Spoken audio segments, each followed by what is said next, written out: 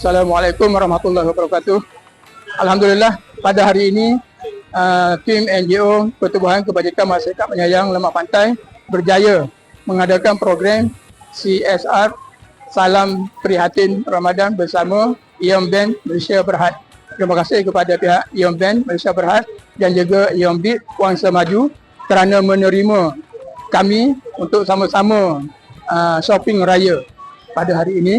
Mudah-mudahan apa yang kami dapat pada hari ini dapat membantu sedikit sebanyak terutama golongan-golongan asnaf yang mana program hari ini kami rasa sungguh gembira kerana dapat sponsor daripada Ion Bank.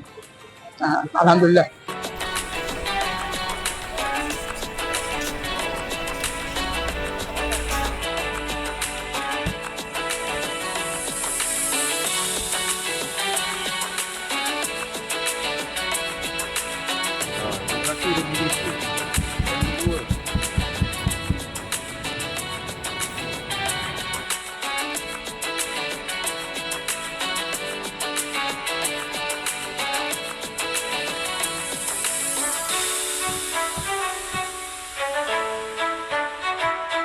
Bismillahirrahmanirrahim. Assalamualaikum warahmatullahi wabarakatuh. Saya Rizwan daripada Ion Bank.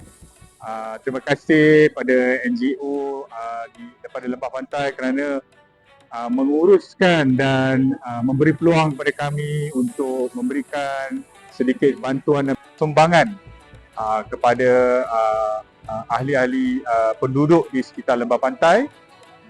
Alhamdulillah kami rasa sangat berbangga dapat memberikan sedikit bantuan kepada peserta-peserta dan diharap insya-Allah kerjasama yang ada ini dapat kita teruskan lagi dalam masa-masa akan datang dan supaya masyarakat lebih sedar tentang keperluan kewangan yang patuh syariah yang mana Ion Bank ada sediakan untuk masyarakat umum di Malaysia. Terima kasih sekali lagi dan harap kita akan dapat bekerjasama lagi di masa-masa akan datang. Assalamualaikum warahmatullahi wabarakatuh.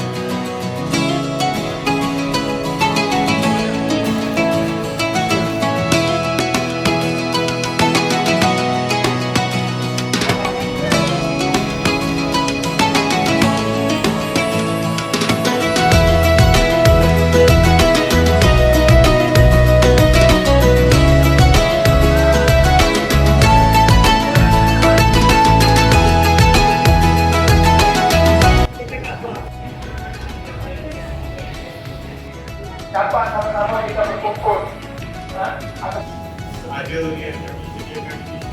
Bye, terima kasih. Terima kasih sponsor. Selamat Hari Raya. Terima kasih.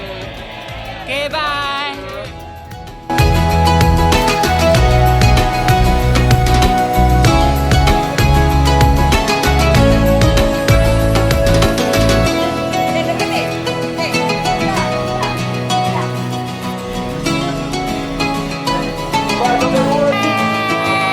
Bye, terima kasih. Terima kasih sponsor. Selamat